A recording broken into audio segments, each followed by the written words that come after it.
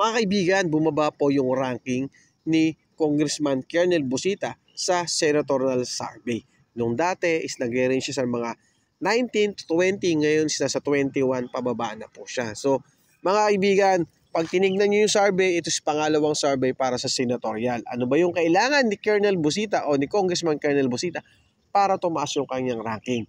May problema po ba sa kanyang mga ginagawa ngayon or merong kulang sa kanyang ginagawa ngayon? Kasi nga po bumaba yung ranking niya. Alam naman natin at kilalang kilala naman natin, lalo na or especially ng mga riders, si Congressman Kernel Busita. Siyempre sa mga hindi po nakakaalam, si Congressman Kernel Busita siya po yung congressman ng One Rider Party List. At dati rin po siyang hepe ng Highway Patrol. So marami na po siyang experience, especially sa kalsada at sa mga batas tungkol sa mga motorsiklo, sa highway, or sa mga signages po. Kaya marami ang natutulungan at napoprotektahan din siyempre ni Congressman Kernel Busita, especially yung mga naaabuso nating mga kasamahang rider. Kasi sa totoo lang, real talk naman, meron naman talagang nagpapatubad ng batas na inaabuso yung kanilang karapatan or naaabuso yung kanilang karapatan. Kasi nga po, marami sa ating mga rider ang hindi po alam ang totoong batas ng Pilipinas na pwede pala ito, kaya lang pagdating sa iba ay hindi po pwede.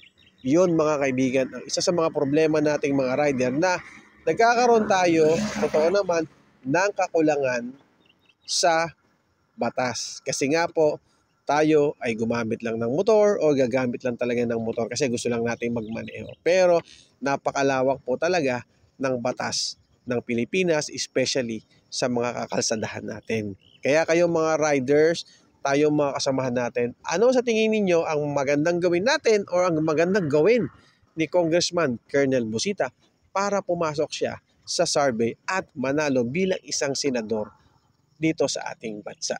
Sa tingin nyo mo ba mga kaibigan ay mananalo si Congressman Kernel Busita sa kanyang kampanya bilang senador ng ating bansa? Okay, so mga kaibigan na please comment down below. Pag-usapan natin po sa comment section kung sa tingin nyo ay mananalo si Congressman Kernel Busita or sa tingin nyo ano pa yung dapat niyang gawin para mas mapalakas niya yung kanyang kampanya laban sa mga tiwaling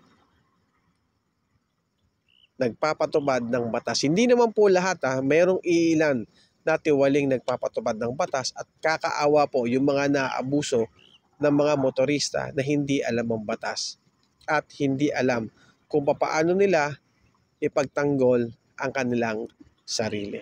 Okay, so mga kaibigan, yun lang. Maraming salamat po. Sana pag-usapan natin sa comment section. Bye-bye. Thank you.